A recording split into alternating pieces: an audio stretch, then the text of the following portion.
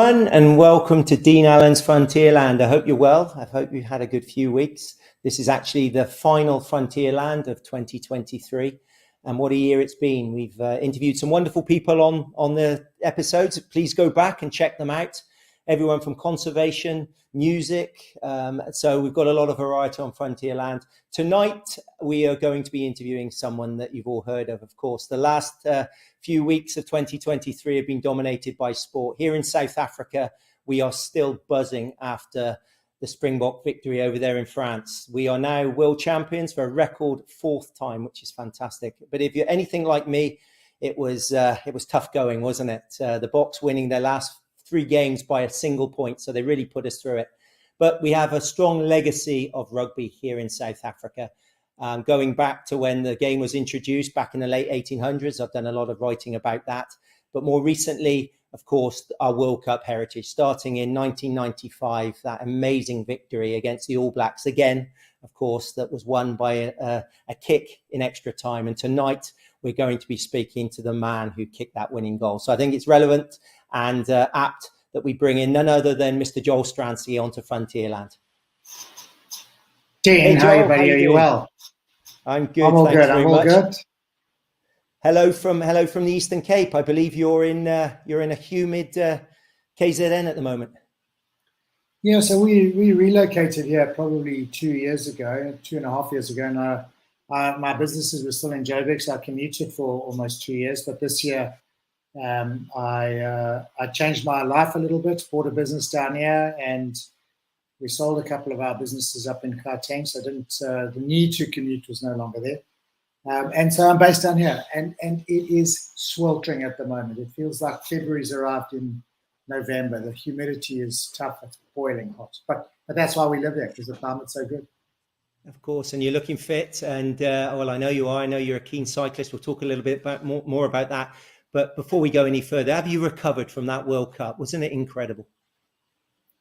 So still no nails, still showing signs of stress and aging and wear and tear. It was incredible. It was absolutely amazing. It was stressful. It was, for us as rugby fans and pundits, it was hard. For the players, it must have been unbelievably tough. But boy, they were just sensational to come through 3 tough games and by 1 point, 3 in a row like that. That's a sign of proper mental fortitude. It's a sign of brotherly love almost to go that deep for each other. It was a special time for that team and a special time for us as rugby fans here in our country. Well, you were part of a special squad back in '95, and I think that's so important, especially in a team sport such as rugby. But were you? Come on, be honest. Were you confident that they could do it again this year, or did it kind of emerge during the tournament for you? So I think the confidence ebbed and flowed. So in the build-up to the tournament, I actually spoke at a dinner down in Cape Town where I said, it would be surprised if we don't win it. I said at that dinner there were 2 things that would concern me, and one was the fact that Jacques Nienaber had announced that day that he would no longer be part of the Springbok coaching staff post Rugby World Cup. I said that's a little bit of a concern because. Obviously, sometimes a disruption at management level, filters down. But we saw none of that during the World Cup. The team were united. The coaching staff were united. We saw none of that, which was wonderful. And the other fear I had was just around, maybe the refereeing, the decisions, the way the game goes. And I thought we would have to be a little more clinical in our attack play to overcome some of those refereeing issues. And at the end of the day, I thought at the end of the day we got quite a few decisions go our way, which was quite fortunate at vital times. I see even yesterday the Ian Foster was moaning about 1 or 2 decisions still. I thought we were fortunate, but I think to win a Rugby World Cup, to win probably the most competitive Rugby World Cup of all time, you need a little bit of fortune. And we played out of our skin. We created opportunities. We made sure when we were fortunate, we took advantage. It was a wonderful World Cup. But to answer your question, I believed all along we would win it during the tournament when we battled a little against Ireland. It was probably a game we could have and should have won. I thought we were really lucky against France, and on the back of that, I was a little bit concerned. Not about the England game. I knew we would beat England, although we nearly didn't. But I was a bit concerned about the final. But gee, the boys came out on top, just sensational. And well, I'm glad you weren't concerned about England. Obviously, I'm a born Englishman, but I'm sitting here wearing my Springbok proudly. I jumped ship back in 2019. I certainly posted my colours to the mast. So I was sitting there watching that England semi-final, and I probably had more to lose than anyone, because I'd been bigging up the box for weeks with my English friends. They were all saying, "Oh, you'll beat us easily." And for 77 minutes, of course, they probably played the ultimate game against us. And I thought, you know what, they're going to do this. But we'll talk about the strength of the kickers and the mentality and how you help us out often. But for me, once they won that game, I thought, you know what, perhaps our name is on this trophy. So firstly, I think I had more to lose than you around that England game, because I'd written a column for the Telegraph in the UK, and oh my goodness. In the column I said that if the All Blacks or South Africa lose their semi-finals, I'll fall over backwards. And I'm told that the English team actually put that up on the wall in the change room as inspiration. So yeah, I definitely was under a little bit of pressure there. But I'd actually planned my fall. But the reality was, and it was of slight concern, that the English, and for that matter, Wales, Australia, Argentina, the teams on that other half of the draw, they all had relatively easy pools. They all had easier semi-finals, and whoever got, or quarterfinals, I should say, whoever got into the semi-final would play against a team that had had a really rough run in the World Cup, big games, big matches, a massive quarterfinal for France, Ireland, South Africa, New Zealand. And whichever of those teams were in the semi-final would have a big chance, because the other team would be tired and mentally fatigued. They would be fresh, and they would have to get up for one game and turn over a big side. And we've seen it done before, and England damn nearly did it, which would have been a great victory. And they were well prepared. Their game plan was sensational. I reckon when they look back on that game, they will be thinking they should have won it. They definitely should have won it. Was it 68 or 74 minutes on our goal line? Petty Aronson knocked it on. They had a chance to seal the game at 15 points to 6. I think it was theirs to win, and they just couldn't find a way to twist the dagger and make it theirs. And fair dues to our guys, they bounced back. They found a way to win it in really tough circumstances. I sense there was a real togetherness, as we said, comparisons with 95 in terms of this squad. Do you think that's a culture that Rassie has instilled? Does it come from perhaps Siya as the captain, or is it a real group togetherness? Have you heard, certainly in the media, what makes this particular Springbok squad so special? Well, I think it's the Springbok culture. I think it's a culture that's grown over many, many years. History has a way of making people stronger, inspiring them, bringing them together. There's no doubt Rassie and Jacques, in the way they've gone about things, have enhanced that culture. They've made it even stronger. And I think probably most importantly, when you see the way Siya leads that team, there's a love for each other. Those players, they love each other like family. It's absolutely incredible how tight they are. You can see it in the way they welcome back players. I've seen clips of them embracing Scott Brits when he went to greet the team. We've seen them embracing Lukhanyo and one of the other injured players, I forget who it was, when they returned into the camp. It's a deep love, and that, I think, is part of the whole culture that's grown over many years. And I think in the latter years it has become a little bit maybe deeper in terms of Siya's leadership and the way he does things, the way he's galvanized the troops, the way he's galvanized us as a nation again. But it's a culture that is just incredibly strong. It's not something that you grow overnight. It's something that you grow over time. I've never experienced this anywhere else. I'm a sports historian, and I've written about the history of the Boks. I mean, going back to the first ever overseas tour in 1906, that was just after the Anglo-Boer War. This team was seen as a means of bringing the country together again. It was a tour of reconciliation. I mean, just 4 years after the war had ended, which is quite incredible.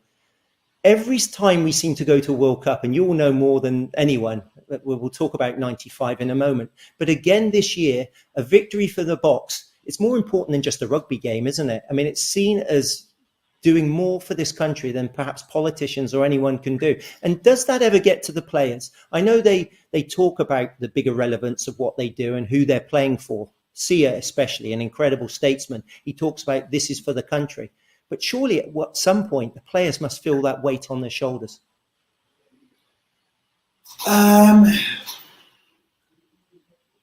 So it's interesting because I don't think you can run onto the field between the four lines and try harder because there's another external, little bit of pressure. I don't think you can try harder. When you put that rugby jersey on, whether it's your schoolboy under 13B shirt or your Springbok shirt at a Rugby World Cup, I think you run on as a rugby player and you do your absolute best every single time. I smile when someone says, "Oh, that player today gave 110%."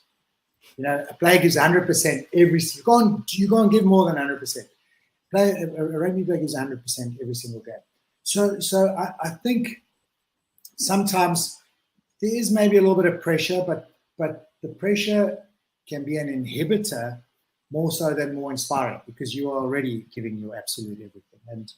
And I think sometimes it's about controlling the emotions, controlling the feelings around that pressure.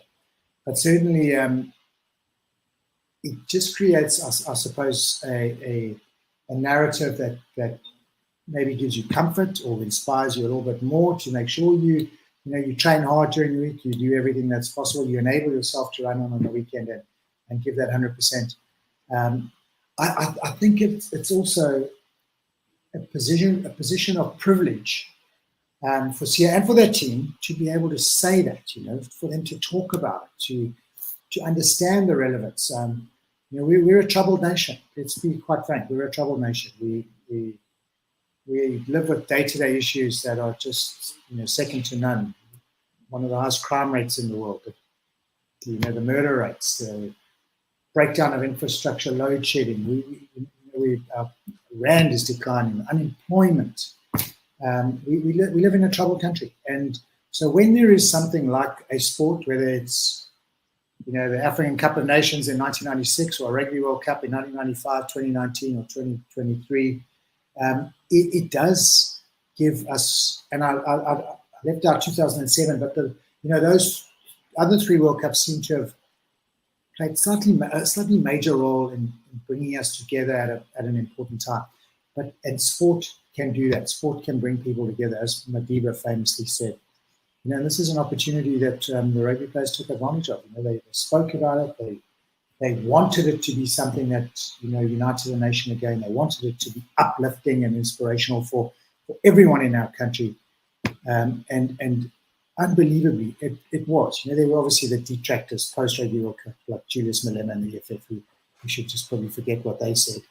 But it is uplifting. It is inspiring for us as a nation to see, group of players, group of people coming together in harmony with real love and achieving something special. And I think it's even more special. Most people know the history of the Springboks, the history of the emblem and the fact that it was contested. Obviously, Mandela embraced that during the 95 World Cup. But for me, to explain the spirit of South Africa to people outside, it happened in 2019 and it happened again during this World Cup. People of all backgrounds just put aside their differences, cultural differences, political differences, and we come together through a united cause, which is the success of a team we identify with.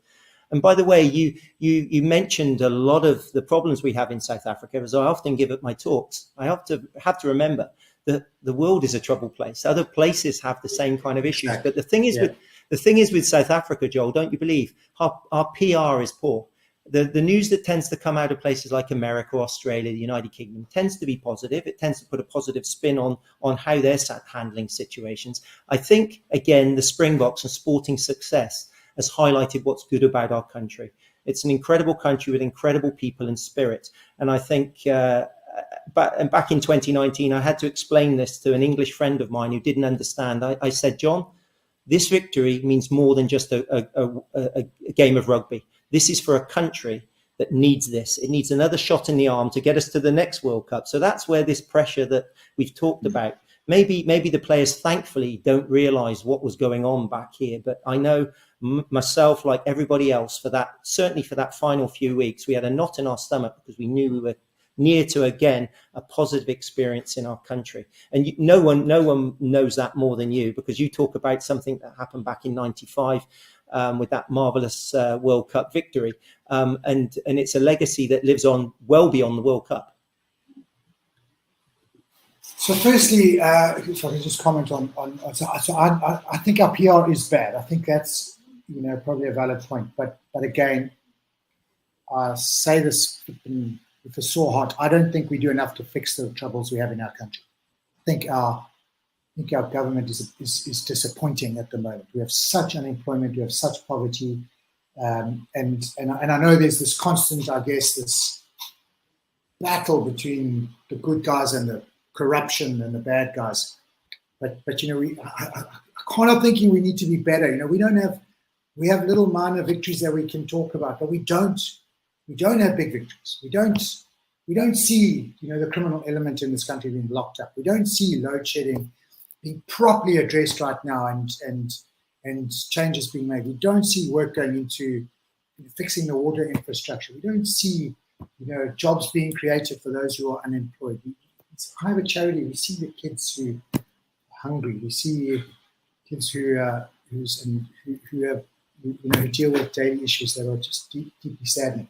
I think our government needs to do more, and that is why we as a nation need that upliftment. We need our sporting teams to bring us together. It's why people of all culture at times like that come together. It's as Madiba said, sport has this ability to unite people, and winning teams have this ability to uplift people. And the Springboks, they may still have the Springbok on their shirt, which in one or two Muppets' eyes is an emblem of past, atrocities. But this is a team that brings people together. This is a team that the nation love and support, whether it's because they're winning, whether it's because of Siya Kolisi or Rassie Erasmus Jockey, it doesn't matter. It's a wonderful vehicle to bring people together, and long may that continue. Sure, it's to your point, to see people of all cultures from all walks of life on a Friday wearing their Springbok shirt like you are today, waving the South African flag, it is just, for all of us, every single one of us, it's uplifting. Now, we first met a couple of years ago. I was doing a series of interviews for the rugby charity, the Players Fund, and I had the privilege of interviewing yourself alongside Oz Durant, Morny du Plessis and Francois Pienaar. It was the anniversary of '95. And I remember the conversation we had prior to the show, and what I admired about you, I don't think we mentioned rugby once. It was during COVID. There were bigger things to worry about, but you always make that link between sport. But obviously, you are aware of the issues that are happening in this country that we're all aware of. I want to just step away from rugby for a moment, Joel, and just talk a little bit about yourself. For many of the younger viewers, they'll know you as a TV pundit. They'll be watching the rugby perhaps and seeing you on the screen. Most people watching this will know exactly what you did on a rugby field. But what's life beyond rugby been like for you? And what are you busy with at the moment? So life beyond rugby for me has always been some sort of business involvement. I was a corporate animal for a little while, and about 12 or 13 years ago went off into the private sector and helped set up a business with a mate of mine, and the business grew. We incorporated another friend and our attorney, a group called the Pivotal Group. We sold 2 of our businesses last year. We still have 5 businesses in our stable, and then about 3 years ago, I ended up moving back to KZN. My wife is a North Coast girl, and we to cut a long story short, we came back here for all the right reasons, sad reasons, but the right reasons. And I commuted to Joburg for 2 years, and then I bought a business down here in KZN, and exited the day-to-day stuff in Joburg, and we live here in Salt Rock, and I work here in Belita. I've got a factory now. We manufacture paper products, toilet papers, paper towels, all those sort of things, and we distribute, all the hygiene and cleaning chemicals and solutions. So that's what keeps me busy. It's definitely outside of our technology. I've grown up in the tech world, and all our businesses were somehow involved in technology. But it's a great little business. It's small. I've got great people, and we're growing. We're trying to grow. Well, you're looking as fit as you always did, and I believe that you're a keen cyclist. Anyone that follows you on the social media and the stuff, if I Google your name, as many pictures of you come up on bikes as they do on a rugby field. What's that all about? So actually, on social media, I'm not all that active on social media, but I think probably the only thing that I do get active about is the cycling side, because it's a great thing to share.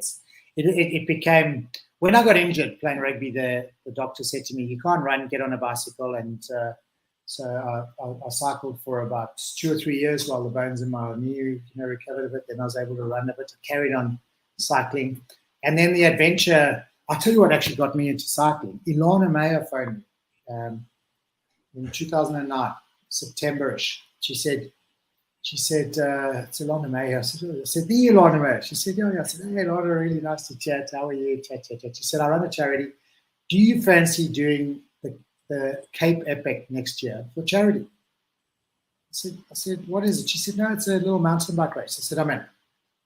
She said, "Have you got a mountain bike?" I said, "No." I said, "But," she said, "Well, I'll arrange you a sponsored one, and for this effort, and some help on the training. That'll be great." About a week later, I think on the Sunday Times, a little column there, so Stransky agrees to do Epic for charity. I thought, sure, but I better check this thing out. Wonder what it is. And that was when the bug bit, realized I had to put some effort in.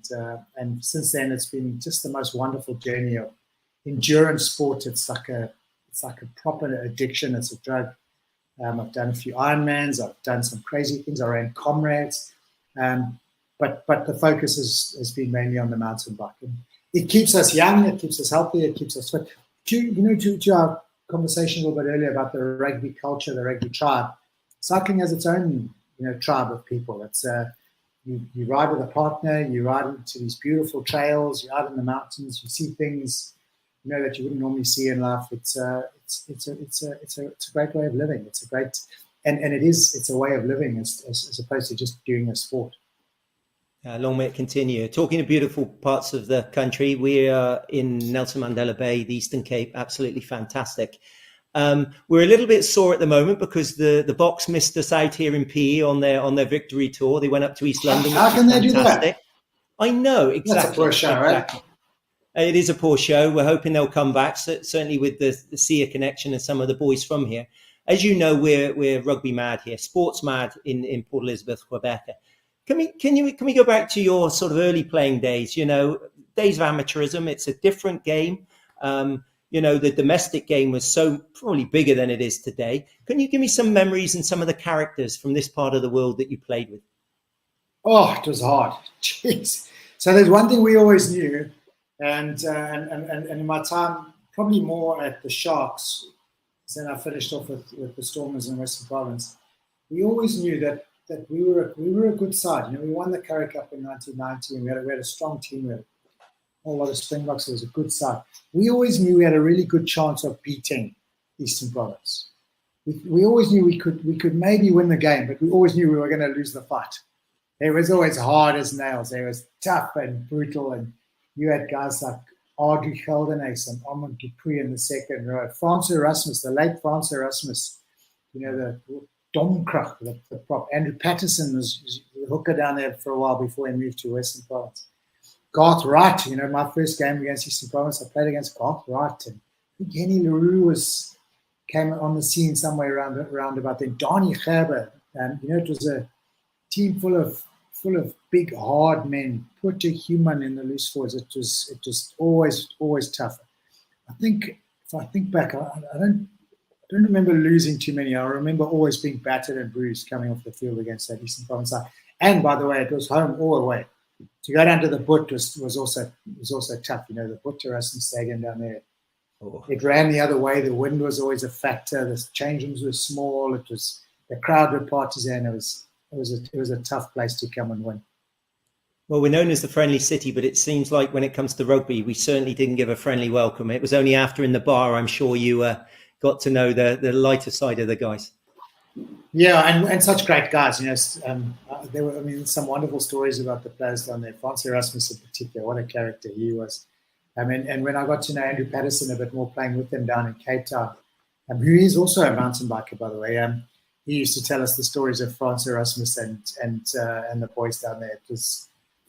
They were a tight bunch as well. They loved their rugby, but they loved their fun times as well. No, I can imagine. No, I'm sure some of the people watching this would enjoy that trip down memory lane. As you said, the Boot Erasmus Stadium. I ran around there the other day, and I thought, what a cauldron this must have been. What a bowl, a real sort of old amphitheatre of a stadium.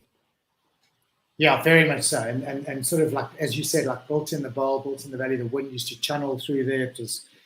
I think for the kickers, it was always hard. Playing into the wind down there was brutal. It was really tough when the wind was pumping.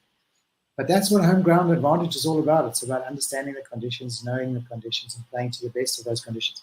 And by the way, also, I was down there, I don't know, maybe 6 or 8 months ago, and drove past and went to try to drive in and have a look. It's sad to see it almost gone. It's gone. It's now like a little empty valley, but boy, in the old days it was a cauldron.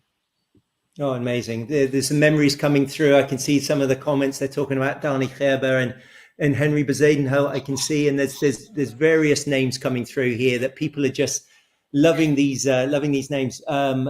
Michael John Godfrey, is that another one that's coming through here? I can see. No, we're craving live sport here in the Bay, and anyone watching this, please bring some top class rugby back. We had the Stormers here season before last. We had a very good attendance, but of course we need the Boks back in town, whether it's on an open top bus or preferably to play in our beautiful stadium, which is still here waiting for everybody.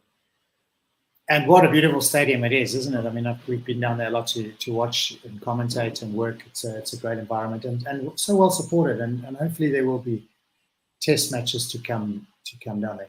The one thing about, I guess, saying to the Stormers, go and play there, for them, it's the whole thing about a home game is about the crowd support, but it's about the comfort of your stadium and about being in a home environment and more than likely sleeping in your own bed and going to the stadium. So I understand the difficulties of taking Stormers games there because it doesn't quite disadvantage them, but it's not the same advantage as playing at home. But there's no reason we shouldn't have, this one test match a year down there. No, of course. Well, talking about home advantage, that leads us perfectly into 95, because that was when, of course, we had the privilege of hosting rugby's biggest spectacle. I first arrived in South Africa in the mid-90s. I came just after the tournament, but I remember even watching back in the UK and thinking there's something special about this tournament. There's something different about the importance of South Africa and what was happening at the time.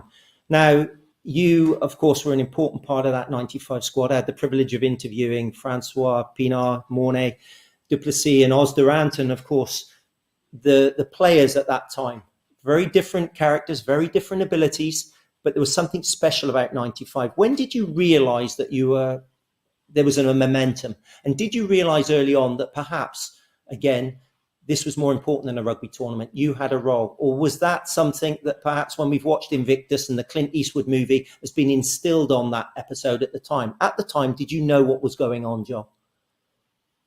So firstly, we've on the subject of the 95 squad, Hannes Straden passed away last week, and that was desperately sad and tragic, and our condolences obviously out to his family and his kids in particular. Very, very, very sad news, and another loss from that team. And actually, it's a team we've lost a few players from that side. So it's quite it's 4 players now who are no longer with us, and a couple of the management team, 3 or 4 of the management team. So it's a team that's diminishing, sadly. But condolences to the Australian family. So I think going back to that side, in the build-up to the World Cup, probably, we thought we were a good side. We thought we were full of good players, but we just didn't know. South Africa had been in isolation for a while. We hadn't really, we were growing into the international scene. We weren't the most capped team because we really had 2 years of Test rugby. So going into that World Cup, we just didn't know. The one thing that Kitch Christie always said to us, he said, it's the fittest team will win the Rugby World Cup. So we trained bloody hard. We trained like machines. We had Ray Moore who came and assisted and on the defensive side and on the fitness side. But between Kitch and Ray, they ran us into the ground. And two things happen in a team that trains as hard as that. Firstly, you become really fit and you stop believing in your abilities. And secondly, you become close. You become that Springbok culture. You become that tribe of players who would die for each other. Because when you go through hell together, it brings you together. It makes you stronger. And teams with great spirit, traditionally and historically, are great defensively because they work their socks off for each other. They're fit and strong, and that was exactly us. We were a team. We didn't play the flashiest rugby around. We didn't, go out and score hundreds of tries. We were a team that did the basics well. We were big and hard and physical, and we defended like Trojans. We kicked our goals, and we scored a few tries here and there. And that was really us. And I think the longer the tournament went on, beating Australia in the opening game, obviously seeing the fans come out in their green and gold with their Springbok flags at Newlands, in such unity. That inspired us and moved us forward. Madiba's magic touch to come and address us and chat to us before that game, to come in the change room before the final. Those were little steps along the journey that just helped grow the self-belief, that helped grow the confidence that got us maybe to a point where we could win it. And then, obviously in the final we played really well. So it was a journey. It was wasn't always an easy journey, and adversity makes you stronger. And we had our fair share of humps along the way. But we came through those humps, and we came out on top. Invictus was, the story of Madiba and Invictus was wonderful. Obviously the rugby scenes were all contrived, but the story itself was fantastic. It was about a team that maybe in the beginning didn't have all that self-belief, weren't the favourites, and came out on top. It was a great South African story. It epitomises us in a way as a nation, and to meet Clint Eastwood and to meet Matt Damon along the way, and Scott Eastwood and Morgan Freeman was for us really special. But if you'd said to us before that World Cup, one day Hollywood will make a movie about you, we would have told you you'd be smoking your socks. So interesting times. I think, to come back to the question, we were young rugby players. We didn't probably understand the magnitude of a nation coming together around a sports team. We wanted to run on the field and play the game. And the longer the World Cup went on, we probably realized the significance. We saw people uniting around us. But I think afterwards you maybe understand it a little bit better than you do at the time. Well, you certainly defined your place in history. I mentioned at the start of the interview that the Boks won their final 3 matches by a single point. By the way, a bookmaker in the UK said if you'd have bet the odds of the Springboks winning the final 3 matches in the World Cup by 1 point, you'd have got 19,000 to 1. The odds of that ever happening, sure. which is quite incredible. But we talk about points. You did score the most important 3 points, I would say, in South Africa's history. Not only that, you scored all the points in the final, but that drop goal. I just want to go to the psychology of the game, Joel, because I've just been watching this World Cup and I've just been amazed at the kickers. Kicking wins games of rugby. There's no doubt about it. It's like they say in cricket, catches win matches. What goes through the head of someone like Andre Pollard when he steps up to kick that goal? You obviously your winning goal was a drop goal, which is an amazing skill. It's spontaneous, but you had the nerve to kick match-winning points in that final. Now, my wife is the biggest Andre Pollard fan. I actually love him more than her at the moment. I've got a crush on the guy. We all do. There's a reason why he's one of the richest played rugby players in the world at the moment. What makes kickers so special? And just tell me about your mindset when it comes to that, because it must get to you the nerves. You're not superhuman. No. So it doesn't. So I think that is the skill. And Andre, I haven't really chatted to him about this, but I would think most kickers either we're too daft to understand the pressures, or we have a way of blocking them out. I think that's the only way to describe it, because it's if you feel those pressures, if you're aware of those pressures, you are going to tense up, you are going to tighten, and you're going to make mistakes, you're going to miss kicks. That's the reality. And we see it with some of the kickers. I'm loath to say it, but sometimes Mani Libbok tenses up. Andre Pollard doesn't. That's the absolute reality, and we've all seen that. It's a great skill set. It's a great ability, a mental strength to have, to be able to perform under pressure like that and not tense up. You see it with anyone who kicks a standing ball or hits a standing ball. Tiger Woods, Scotty Scheffler, the top golfers in the world. David Beckham, the great penalty takers, free kick takers. Every time there's a time to stand and wait and think about the consequences, those are the guys, that's where you judge someone on whether they tense up or they don't. And the great goal kickers don't. They have this ability to either block out the pressure or to maybe not understand it, to not, and I don't mean that as saying they are daft, I say it tongue in cheek, but it is an ability to not even consider it. It doesn't even come into your thought process. When I was kicking, it was, whether I was kicking the first kick of the game or a kick to win the World Cup, it never ever entered my mind the importance of the kick. It was only one thing. It was about the process of kicking the ball and doing it the same every time. Everything else is gone. And I think you've got to tell me the truth. Surely when that ball was passed to you and this was extra time, you had the one chance. Did the significance of that moment go through you when I think it was Mertens who was charging you down, wasn't it? No, there's no significance. All you do is you're so focused, particularly on a drop ball, you're so focused on catching the ball, body position, dropping it right, kicking through the ball, making sure it's a good strike. There's no time to think about anything else. Maybe I'm the daft guy who doesn't have time to think about all those other things. But the drop goal, as you said, I mean, it is spontaneous. There's definitely, when it comes to drop kicking, there's no time for pressure. It's when you're standing and you look up at the posts from a place kick and you think, okay, where's this going to go? Oh my! And to your point, if you are thinking, oh my goodness, if I kick this, we're going to lose. That's when you're definitely going to miss. It's when you're standing there and you think, right, I'm going to kick this over now. That's the point I'm aiming at. That's where the ball's going to go, because I'm going to step off right. I'm going to step there. I'm going to kick there. Then I'm going to plant my left foot. Then I'm going to follow through perfectly. And because the process is right, the end result will be good. Well, that's exactly the difference why you've got Springbok caps and I haven't, because I overthink things and I think, what would I do if I missed and that? And that's the vast majority, of course, of the armchair players who sit at home and they start watching and they think they could do better. But I just want to make that comparison between the era you played in, because the mental side of the game is certainly recognised that we have sports psychologists. Did you have any of that kind of support back then, or was it left to you to actually get through your own challenges as a sportsman, albeit an individual sportsman playing within a team?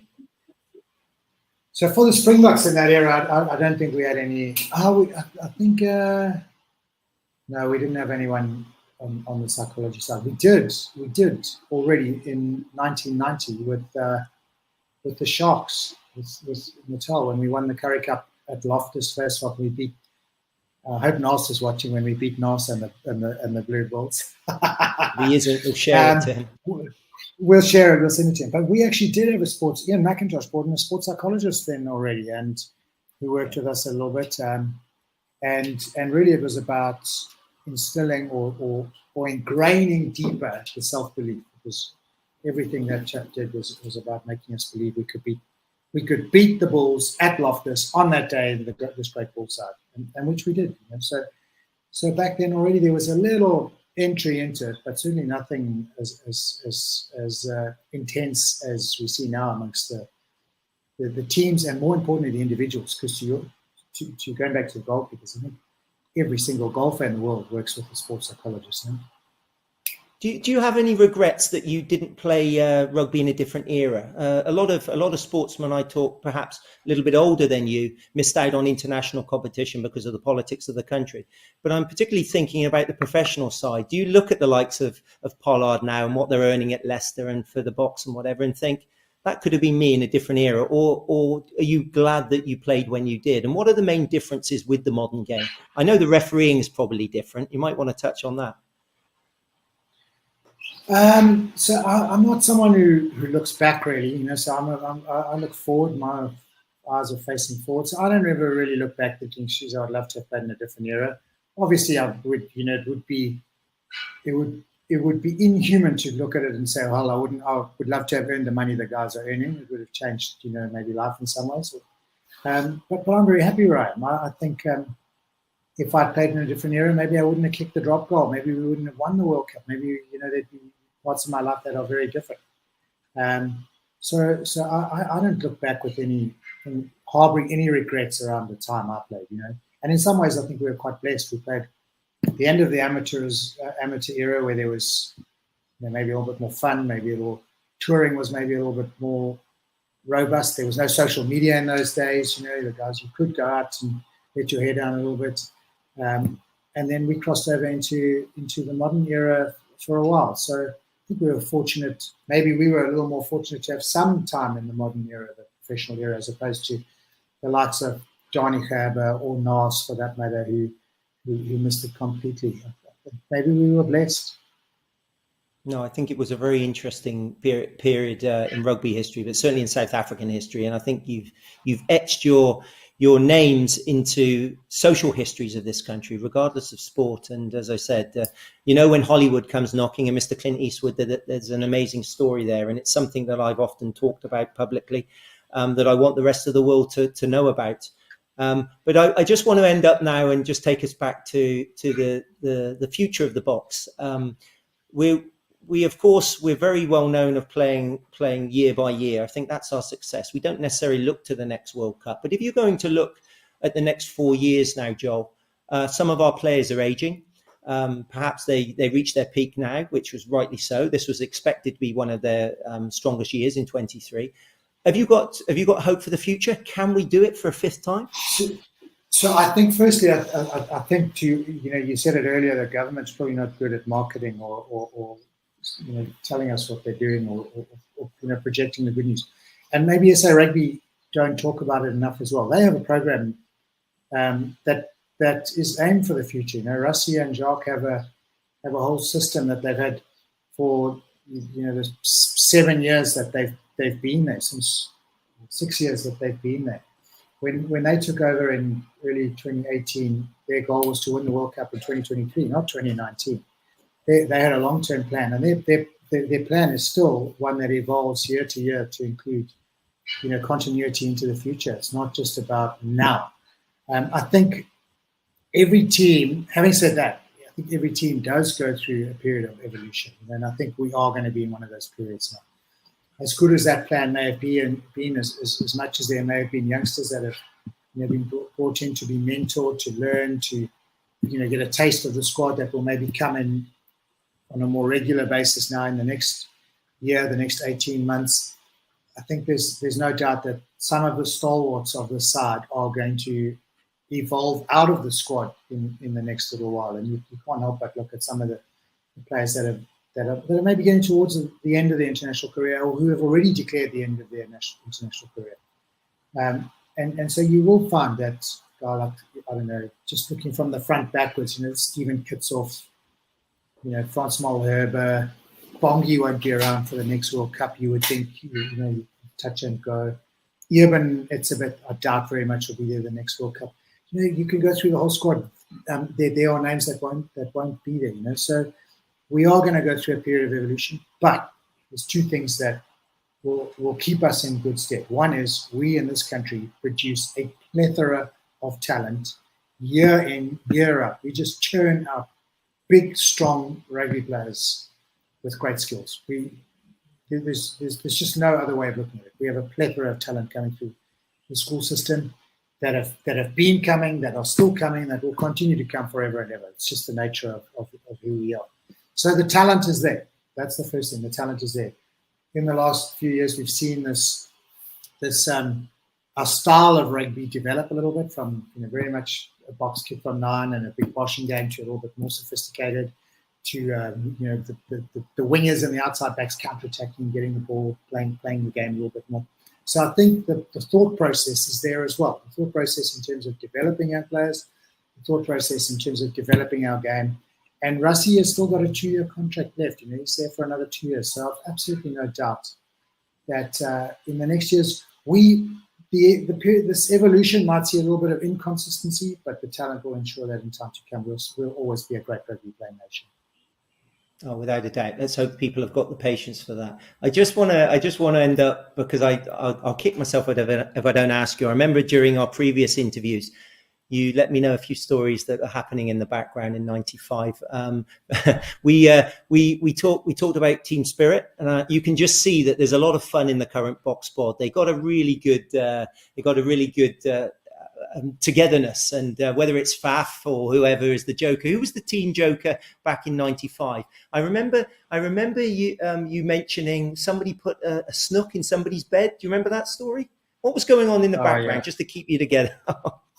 Well, I think probably in 1995 in that squad of 28 or whatever, there were probably 28 jokers, because everyone was quite mischievous in their own way. Rudolf Strauly was the one who put the snook in Mark Andrews' bed. Joost van der Westhuizen and was always a nightmare. There was always things happening. It was a team, I guess. So I guess when you bring together players from different unions who've been used to bashing each other up for many years, firstly, there's really strong leadership in those. All those players are top leaders. Everyone's a captain of their position, and a lot of guys have captained their teams at some point. But everyone had also had a lot of fun. Everyone knew all the gags and all the tricks. And of all the guys I played with, though, probably the most mischievous and the naughtiest. Didn't play in that '95 squad. But it would undoubtedly have to be Dick Muir. There was, wherever Dick Muir was, there was just chaos reigning.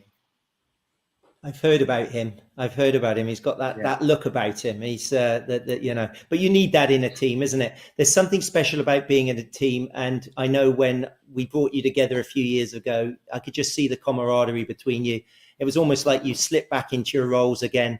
And that's something special about certainly rugby. It's one of those sports, isn't it? And long may you continue in the '95 boys for being ambassadors, not only for rugby, Joel, but for the country. And it's been a privilege today speaking to you, and I hope we can have a chat again. And have you got a final message for everybody listening out in the Eastern Cape?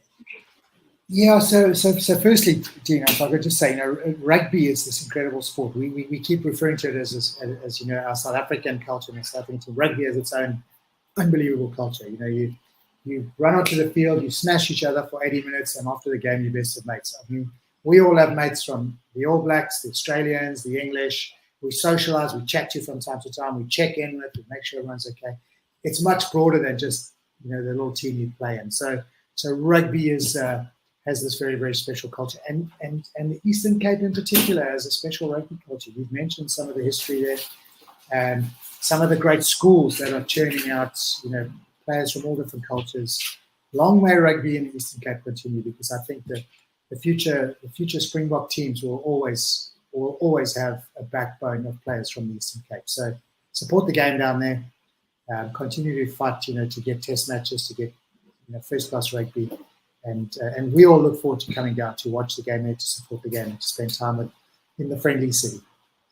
Thanks so much. Don't leave it too long. You're always welcome here. You know that. Thanks again, Joel. Cheers.